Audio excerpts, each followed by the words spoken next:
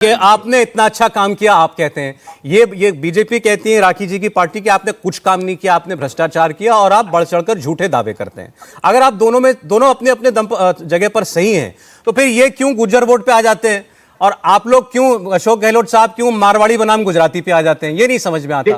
फिर आप काम बताइए ना। केवल वो कभी कह रहे थे कि ये मैं राजस्थानी हूं, ये गुजराती आए वोट मांगने, मैं कहां जाऊंगा। देखिए, प्रधानमंत्री जी ने आकर पूरे अमित शाह साहब और प्रधानमंत्री जी ने आकर पूरा वातावरण खराब किया। राजस्थान के साथ एक तो छलावा किया, दोनों बड़ी परियोजनाओं से हाथ खींच लिए। उसके बाद नैरेटिव क्या सेट करने की कोशिश की, क्योंकि ये घबरा गए थे। ये लाल सिलेंडर जो हमारा है, जिसके दाम हमने कम कर दिए, प्रधानमंत्री जी को लगा कि एक तरफ तो मैंने महंगाई की, सऊदी अरामको में गैस सिलेंडर के दाम तय होते हैं, पेट्रोल डीजल के इंटरनेशनल मार्केट में क्रूड ऑयल के प्राइसेस आप देख लीजिए, दोनों जब नीचे थे तब भी प्रधानमंत्री जी दाम बढ़ाते रहे। कांग्रेस शासित राज्य नहीं, भारतीय जनता पार्टी शासित राज्य भी इस आग में झुलसते रहे। इन्होंने ये पूर्वाग्रह साध कर निशाना साधा कि राजस्थान में और कांग्रेस शासित राज्यों में सेंट्रल स्पॉन्सर्ड स्कीम्स के 6 महीने हो गए।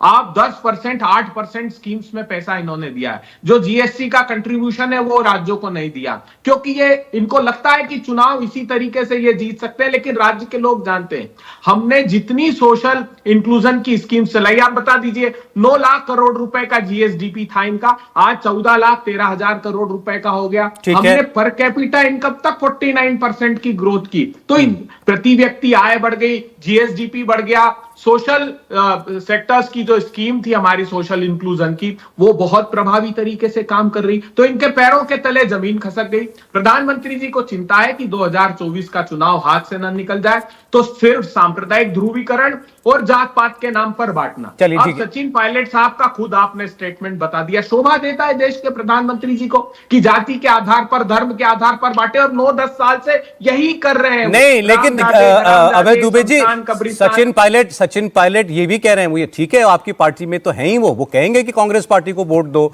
लेकिन वो ये भी कह रहे हैं मैं भूला नहीं हूं जो कहा है अशोक गहलोत साहब ने उनके लिए। उन्होंने कहा मुंह से निकला हुआ शब्द वापस नहीं जाता। देखिए, वसुंधरा जी से भी तो एक बार साहस कीजिए पूछने का, कितना बड़ा अपमान तीनों समुदाय का किया है इन लोगों ने। उनके अलावा था क्या बताइए इनके पास? वहां पर कैलाश मेघवाल कह रहे हैं कि अर्जुन मेघवाल ने लूट लिया साहब, भीषणतम भ्रष्टाचार किया केंद्रीय मंत्री, रिकॉर्ड पर। इन्हीं के नेता है, हमारे तो नेता नहीं है वो। क्या एक्शन लिया प्रधानमंत्री जी ने बताइए? चलिए, इनके समय के भीषणतम भ्रष्टाचार की बात मैं नहीं करना चाहता, क्योंकि हमारी योजनाएं इतना प्रभावी तरीके से असर कर आप कह रहे हैं इनका पूरा कैंपेन सांप्रदायिकता, जातिवाद के ऊपर आधारित है, और चिंता केवल इस चुनाव की नहीं है, चिंता 2024 की भी हो रही है अब भाजपा को।